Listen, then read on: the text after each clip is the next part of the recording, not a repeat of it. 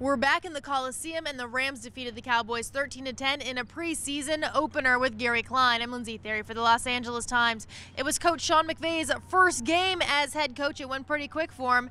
And Jared Goff, it was his first time really making the start out there, even though we only saw him for 2 very quick series. Gary, Sean McVay, he was up and down the sideline. What did you think of his first game? They came away with a win, so I guess you can't argue with that. It was not very pretty, like most preseason games. 5 fumbles, you say that's not pretty? Not pretty. But Sean McVay, this is his first game as a head coach. He's still getting used to mixing play calling responsibilities with the head coach responsibilities. You can't just talk to your quarterback and be worried about the offense. You got to concentrate on the defense and special teams. And he said, as smooth as it went, that's still something he's working on. Jared Goff's first series, would you guess it was a 3 and out? I know I did, and I was very worried after it. However, the Rams recovered a dropped punt there by the Cowboys, and then Goff completed a pass close for a touchdown, and then it wasn't a touchdown because it was dropped. However, the Rams did recover it. Cooper Kupp recovered it in the end zone, so all was good there. Jared Goff's second drive.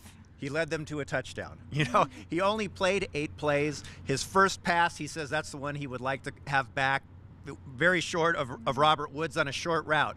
But he came back. He had a nice completion to Todd Gurley out of the backfield. And when they got the ball back after that muffed punt, he had a real nice rollout to his left where he hit Cooper Kupp to set up those final plays that resulted in a touchdown. So, as he said, his job is to take them down and score. He did it on the first drive, 1.5. Starters were very limited, as they often are in the first preseason game. On defense, of course, they're still playing without Aaron Donald, but Wade Phillips' 3-4 scheme started to take shape tonight. Michael Brockers told me they were still playing fast, although they did feel a little bit rusty.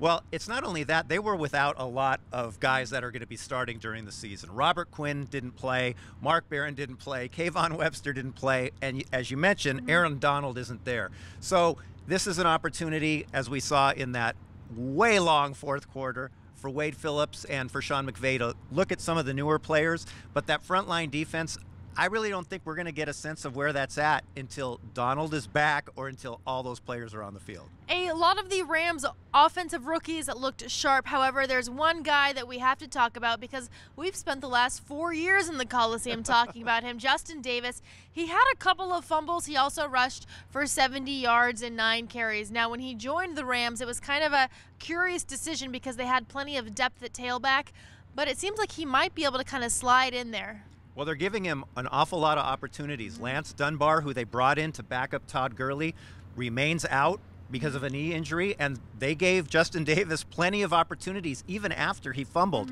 Sean McVay at one point went over and talked to him and said, hey, obviously we can't afford that, but Davis responded with some nice runs. So he's still in the mix, and we'll see what happens with Dunbar in that depth chart. He told me that first hit was pretty jarring, but he became more comfortable with the more carries he received. Now, Sammy Watkins, he wasn't on the field. He was on the sideline, however, and he was wearing a fresh Rams t-shirt, a new fresh Rams cap.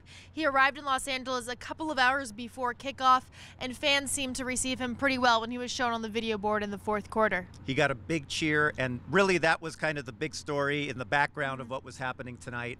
Sean McVay said he got a chance to talk to him before the game and, obviously welcomes his presence. Yeah. It was funny when Jared Goff was on the podium after the game, he was asked about Watkins, and Goff was kind of muted. He didn't sound really excited, but I got to believe, as he said, when he got out of a meeting and had learned of the trade that brought Watkins, he had like 50 texts that said Watkins, Watkins, Watkins. So he's got to be thrilled that he has a deep threat. Watkins said he was shocked when he heard about the trade. However, he's really excited about this Los Angeles weather. Who can blame him after you've spent a few years out in Buffalo? All right, Gary and I will be back to Rams training camp this week.